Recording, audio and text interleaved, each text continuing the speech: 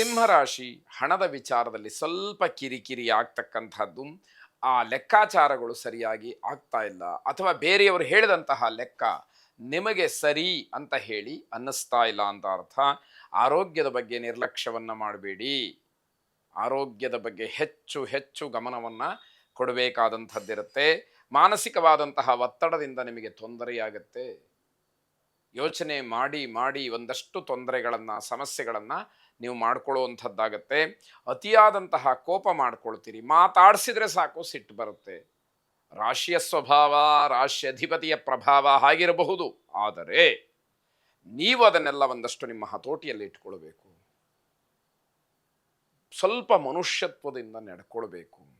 ಹೊರಗಿನ ಪ್ರಪಂಚದಲ್ಲಿ ಜನ ಯಾವ ಯಾವ ರೀತಿಯಲ್ಲಿ ಇರ್ತಾರೆ ಅನ್ನುವಂಥದ್ದನ್ನು ಗಮನಿಸ್ಕೊಳ್ಬೇಕು. ಮನೆಯ ಸದಸ್ಯರು ಯಾವ ರೀತಿಯಲ್ಲಿ ನಿಮಗೆ ಪ್ರತಿಕ್ರಿಯಿಸ್ತಾರೆ ಅಂತಕ್ಕಂಥದ್ದನ್ನು ಗಮನಿಸ್ಕೊಳ್ಬೇಕು. ಇದೆಲ್ಲವನ್ನ ಸಾರಾಸಗಟಾಗಿ ತಳ್ಳಹಾಕಿ ನಾನು ಹೇಳಿದ್ದೇ ಸರಿ, ನಾನು ನಡ್ಕೊಳ್ಳೋ ರೀತಿನೇ ಸರಿ ಅಂತಂದರೆ ಅದು ತಪ್ಪಾದೀತು. ಹೊಸ ಕೆಲಸವನ್ನು ಪ್ರಾರಂಭ ಮಾಡಬೇಡಿ. ಹೊಸದು ಯಾವುದಕ್ಕೂ ಕೂಡ ಕೈ ಹಾಕಬೇಡಿ, ಅದು ಒಳಿತಾಗಿಲ್ಲ. ಬದಲಾಗ್ತಾ ಇರತಕ್ಕಂತಹ ಹವಾಮಾನದಿಂದ ಸ್ವಲ್ಪ ಮೈ ಕೈ ನೋವು, ಜ್ವರ, ಶೀತ ಇತ್ಯಾದಿ ಯಾವುದೇ ಸಮಸ್ಯೆಗಳು ನಿಮಗೆ ಕಾಡಬಹುದು. ಆತಂಕ ಪಡಬೇಕಾದ್ದಿಲ್ಲ.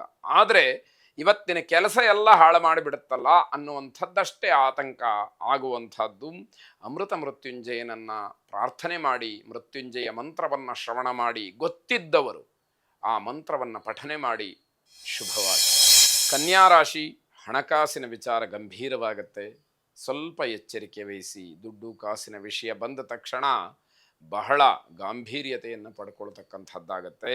ಹೊಸ ಕೆಲಸದಲ್ಲಿ ಆಸಕ್ತಿ ಇರುತ್ತೆ, ಕೆಲಸ ಮಾಡೋದಕ್ಕೆ ಮಾತ್ರ ಆಗೋದಿಲ್ಲ. ಹಾಗಾಗಿ ಅದರ ಫಲ ಎಲ್ಲಿಂದ ಸಿಗಬೇಕು ಇದನ್ನು ಗಮನಿಸಬೇಕಾಗತ್ತೆ. ಜವಾಬ್ದಾರಿ ಹೆಚ್ಚಾಗ್ತಾ ಹೋಗುತ್ತೆ, ಆತಂಕವೂ ಕೂಡ ಅದರ ಜೊತೆಯಲ್ಲಿ ಬೆಳೀತಾ ಹೋಗುತ್ತೆ. ನಿಮ್ಮ ಕರ್ತವ್ಯ ಇನ್ನೂ ಪೂರ್ಣ ಆಗಿಲ್ಲ, ಮಾಡಬೇಕಾದಂಥದ್ದು ಗುರುತರವಾದಂತಹ ಜವಾಬ್ದಾರಿಗಳು ತುಂಬ ಇದೆ ಅನ್ನುವಂಥದ್ದು ನಿಮಗೆ ಗೊತ್ತಾಗಬೇಕಾಗಿದೆ. ವೈಯಕ್ತಿಕವಾದಂತಹ ಸಂಬಂಧಗಳಲ್ಲಿ ಗಟ್ಟಿತನ ಇರಬೇಕು. ಇಲ್ಲ ಅಂತಂದರೆ ಮನೆಯ ಅಥವಾ ಸಂಸಾರದ ಗುಟ್ಟು ಬೀದಿಗೆ ಬರ್ತಕ್ಕಂತಹದ್ದು ಬಹಳ ವಿಶೇಷವಾದಂತಹ ವಿಷಯ ಏನಲ್ಲ. ಅದಕ್ಕೆ ಅಚ್ಚರಿ ಪಡಬೇಕಾದಂಥದ್ದು ಕೂಡ ಏನಿಲ್ಲ, ಆಶ್ಚರ್ಯ ಪಡಬೇಕಾದಂಥದ್ದು ಕೂಡ ಏನು ಇರೋದಿಲ್ಲ ಅಂತ ಅರ್ಥ. ಕುಟುಂಬಕ್ಕೆ ಸಮಯ ನೀಡೋದಕ್ಕೆ ನಿಮಗೆ ಅವಕಾಶ ಕಡಿಮೆ. ಮನೆಯವರನ್ನ ಹೇಗೆ ವಿಚಾರಿಸ್ಕೊಳ್ಬೇಕು, ಯಾವ ಪರಿಸ್ಥಿತಿ ಇದೆ, ಏನು ಕೆಲಸಗಳಾಗಬೇಕು, ಜವಾಬ್ದಾರಿ ಏನು, ಇದು ಯಾವುದಕ್ಕೂ ನಿಮಗೆ ಸಮಯ ಇಲ್ಲ. ಹೊರಗಿನ ವಿಚಾರಕ್ಕೆ ನೀವು ಪೂರ್ಣವಾಗಿ ಸಮಯವನ್ನು ಕೊಡೋದಕ್ಕೆ ಅವಕಾಶಗಳಾಗತ್ತೆ.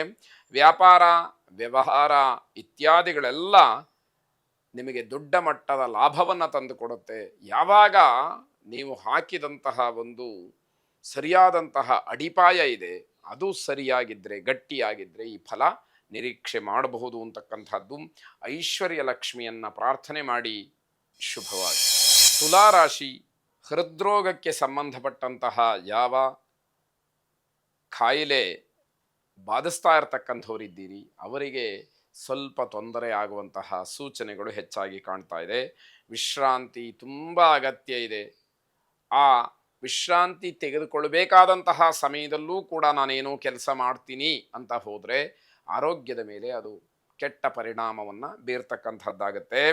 ಈ ದಿವಸ ಯಾವುದೇ ಹೊಸ ಯೋಜನೆಗಳಾಗಲಿ ಅಥವಾ ಹೊಸ ಕೆಲಸಗಳನ್ನು ಆರಂಭ ಮಾಡುವಂಥದ್ದಾಗಲಿ, ಬೇರೆಯವರನ್ನು ಯಾವುದೋ ಒಂದು ರೀತಿಯಲ್ಲಿ ಪ್ರೇರೇಪಿಸ್ತಕ್ಕಂಥದ್ದಾಗಲಿ, ಇದು ಯಾವುದೂ ಕೂಡ ಬೇಡ ಅಂತ ಅರ್ಥ. ಸಮಯಾಭಾವ ಅಂತ ಹೇಳಿ ಅನ್ನಿಸಬಹುದು. ಇರುವಂತಹ ಸಮಯವನ್ನು ಸದ್ವಿನಿಯೋಗ ಮಾಡಿಕೊಳ್ಬೇಕಾದಂಥದ್ದು. ಪ್ರತಿಯೊಬ್ಬರಿಗೂ 24 ಗಂಟೆಯೇ ದಿವಸಕ್ಕೆ. ಆದರೆ ನಮಗೊಬ್ಬರಿಗೆ ಸಮಯ ಸಾಕಾಗ್ತಾ ಇಲ್ಲ ಅಂತಂದರೆ ನಾವು ಅದನ್ನು ಸರಿಯಾಗಿ ಯೋಜನೆ ಮಾಡಿಕೊಂಡಿಲ್ಲ ಅಂತ ಅರ್ಥ. ಹಾಗಾಗಿ ಆ ಸಮಯವನ್ನು ಸದುಪಯೋಗ ಮಾಡಿಕೊಳ್ಬೇಕಾದಂಥದ್ದು ಮುಖ್ಯವಾಗುತ್ತೆ. ಕೆಲಸದ ಒತ್ತಡ ಹೆಚ್ಚಾಗಿರುತ್ತೆ, ಗಮನ ಇರಲಿ. ಸಹೋದ್ಯೋಗಿಗಳ ಜೊತೆ ಶಿಸ್ತನ್ನು ಕಾಪಾಡಿಕೊಳ್ಬೇಕು. ಬೇರೆಯವರು ಹೇಗೆ ಬೇಕಾದರೂ ನಡ್ಕೊಳ್ಳಿ, ನಮಗೆ ಸಂಬಂಧ ಇಲ್ಲ. ನಾವು ಶಿಸ್ತುಬದ್ಧವಾಗಿ ಬೇರೆಯವರಿಗೆ ತೊಂದರೆ ಆಗದೇ ಇರುವ ಹಾಗೆ, ನಮ್ಮ ಸ್ಥಾನದ ಗೌರವವನ್ನು ಕಾಪಾಡುವ ಹಾಗೆ ಇರಬೇಕಾದಂಥದ್ದು ಅತಿ ಮುಖ್ಯವಾಗುತ್ತೆ. ಸೂರ್ಯನಾರಾಯಣನನ್ನು ಪ್ರಾರ್ಥನೆ ಮಾಡಿ ಶುಭವಾಗಿ. ವೃಶ್ಚಿಕ ರಾಶಿ, ಮನೆಯ ಜವಾಬ್ದಾರಿಯಲ್ಲಿ ಸಕ್ರಿಯರಾಗಿರ್ತೀರಿ. ನನ್ನ ಕರ್ತವ್ಯ ಇದು, ಇದನ್ನು ಪೂರ್ಣ ಮಾಡಬೇಕು, ನಾನು ಇದರಿಂದ ವಿಚಲಿತರಾಗಲ್ಲ ಅನ್ನುವಂತಹ ಭಾವನೆಯಿಂದ ಕೆಲಸವನ್ನು ಮಾಡ್ತಾ ಇರ್ತೀರಿ. ದೃಢ ವಿಶ್ವಾಸದಿಂದ ಬೇರೆಯವರನ್ನ ಗೆಲ್ತೀರಿ. ನಿಮ್ಗೆ ಆ ಆತ್ಮವಿಶ್ವಾಸ ಏನಿದೆ ಅದು ಮನೆಯವರನ್ನ, ಸ್ನೇಹಿತರನ್ನ, ಬಂಧುಗಳ ಮನಸ್ಸನ್ನು ಗೆಲ್ಲೋದಕ್ಕೆ ಅವಕಾಶವನ್ನು ಮಾಡಿಕೊಡುತ್ತೆ. ಬೇರೆಯವರು ನಿಮ್ಮ ಆಶ್ರಯವನ್ನು ಅಪೇಕ್ಷೆ ಪಡ್ತಾರೆ, ನಿರಾಕರಿಸಬೇಡಿ. ನಾನು ನಿನ್ನ ಜೊತೆಯಲ್ಲಿರ್ತೀನಿ, ನನಗೊಂದಷ್ಟು ತಿಳುವಳಿಕೆಯನ್ನು ಹೇಳು ಅನ್ನುವಂತಹ ಭಾವನೆಯಲ್ಲಿ, ವಿನಮ್ರತೆಯಲ್ಲಿ ನಿಮ್ಮನ್ನು ಸೇವಿಸಬೇಕು ಅಂದರೆ ಅರ್ಥಾತ್ ನಿಮ್ಮ ಆಶ್ರಯವನ್ನು ಪಡ್ಕೊಳ್ಬೇಕು ಅಂತ ಹೇಳಿ ಬರ್ತಾರೆ. ಅಂಥವರಿಗೆ ನೀವು ಆಶ್ರಯವನ್ನು ನೀಡಬೇಕಾದಂಥದ್ದು.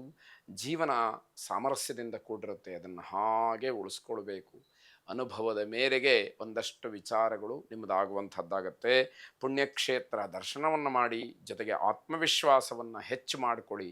ಆತ್ಮವಿಶ್ವಾಸದಿಂದ ಎಲ್ಲವನ್ನ ಗೆಲ್ಲಲಿಕ್ಕೆ ಸಾಧ್ಯ ಅನ್ನುವಂತಹ ಭಾವನೆ ನಿಮ್ಮದಾಗಿರಲಿ. ಎಲ್ಲದರಲ್ಲೂ ಕೂಡ ಯಶಸ್ಸು ನಿಮಗೆ ಸಿಕ್ಕಲಿ ಅಂತಕ್ಕಂಥದ್ದು. ಆಂಜನೇಯ ಸ್ವಾಮಿಯನ್ನು ಪ್ರಾರ್ಥನೆ ಮಾಡಿ. ಶುಭವಾಗಲಿ.